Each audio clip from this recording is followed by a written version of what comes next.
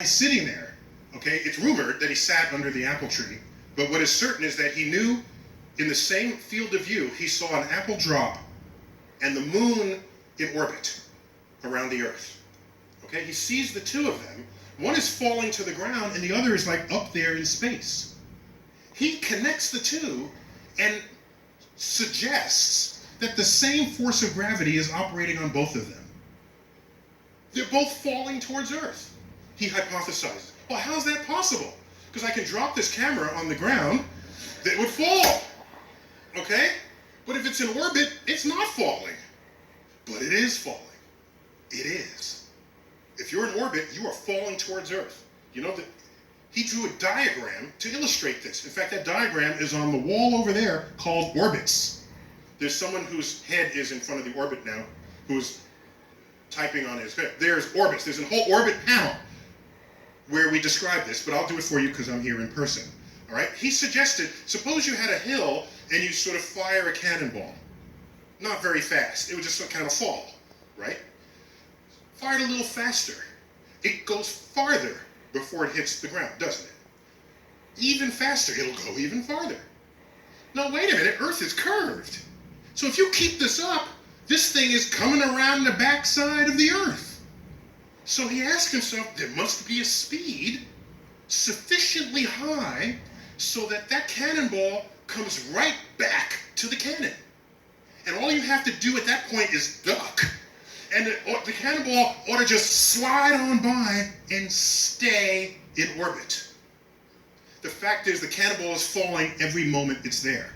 The difference is it's going sideways so fast that the amount that it has fallen is the same amount that the Earth's surface has curved away from it. That is the speed that gets you orbit. He figures this out. And that's why the moon is behaving the same way the apple is. The apple just doesn't happen to have sideways motion to bring it someplace other than right below. And when you are in free fall, you are weightless. That's the coolest thing to be. We have in our midst an astronaut. We have Tom Hendrick. Hendrick, where are you? Raise your hand. Please stand up. An official astronaut, okay?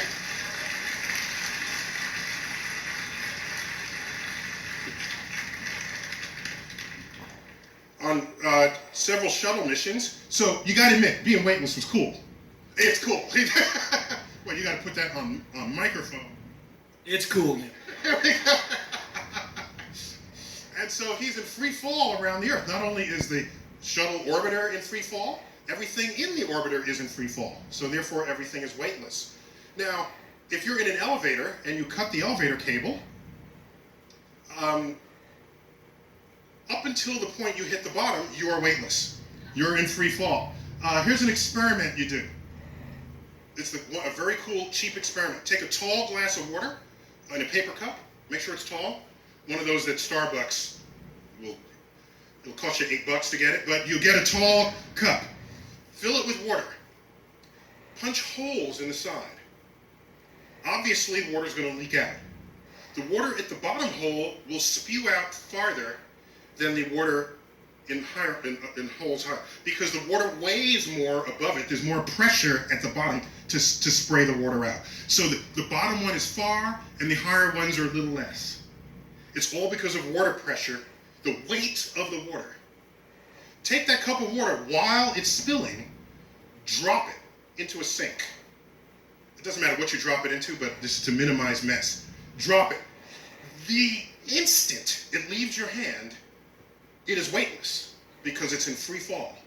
The cup is weightless, the water is weightless. And if the water has no weight, then the water does not know to exit the hole in the side of the cup that you punctured. So the instant you drop that cup, the water cuts off. It just stops.